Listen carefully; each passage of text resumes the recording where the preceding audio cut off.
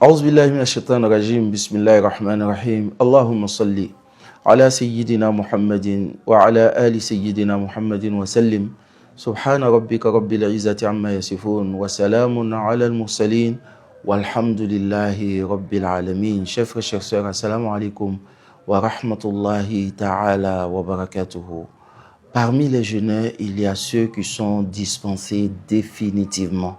Il y a ceux qui sont dispensés temporairement, chers frères, chers sœurs. Alors, ceux qui sont dispensés de jeûne définitivement, la première personne, c'est la personne âgée qui ne peut plus supporter le jeûne. Alors, toute la vie de la personne, elle donne de la nourriture. C'est-à-dire, c'est 1 demi-kilo par jour.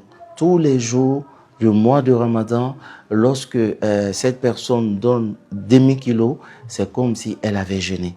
Donc nous disons à nos parents, ça sert à rien de se forcer à jeûner alors qu'on ne peut plus, on n'a plus de force. Allah connaît votre intention, Allah va vous récompenser selon votre intention, mais vous êtes dispensé de jeûne définitivement.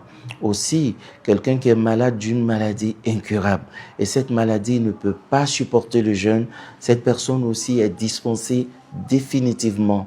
Alors, la personne donne également de la nourriture sans gêner.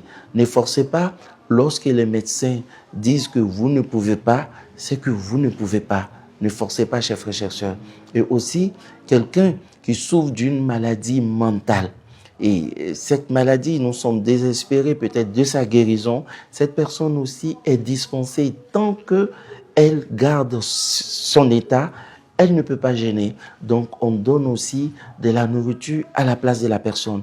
Et là, les oulémas disent que la personne ne gêne pas et elle ne donne pas également la nourriture. D'autres disent non, son tuteur peut donner de la nourriture à sa place en demandant à Allah subhanahu wa ta'ala de lui accorder la guérison ou d'expier ses péchés commis avant qu'elle ne tombe malade. Et ceux qui sont dispensés temporairement, il y a la personne qui est malade, mais une maladie qui se guérit après. Donc pendant sa maladie, elle ne jeûne pas et après la guérison, elle rembourse le nombre de jeûnes qu'elle a laissé.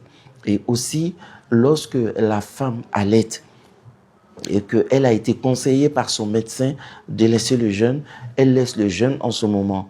Mais si elle laisse le jeûne pour elle-même, en ce moment, elle est considérée comme une personne malade. Elle rembourse le jeûne sans donner la nourriture. Mais si elle laisse le jeûne pour son bébé, en ce moment, elle rembourse le jeûne et elle donne également la nourriture.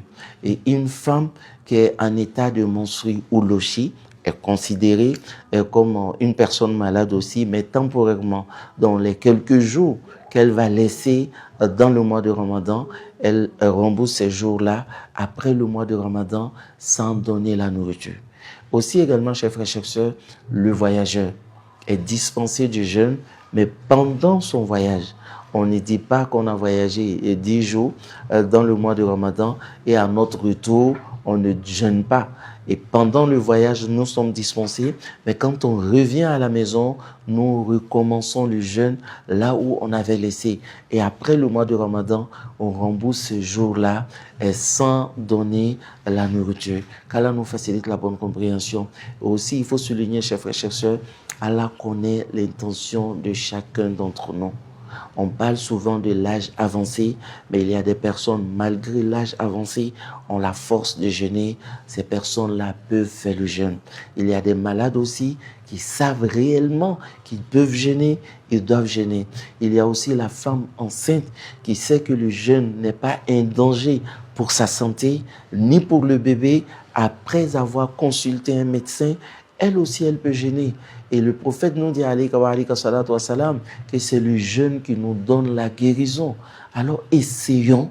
Lorsqu'on n'arrive pas, on peut en ce moment se mettre dans ces cas-là en demandant à Allah subhanahu wa ta'ala d'expier nos péchés et de nous accorder sa miséricorde. Mais ayons l'intention de jeûner.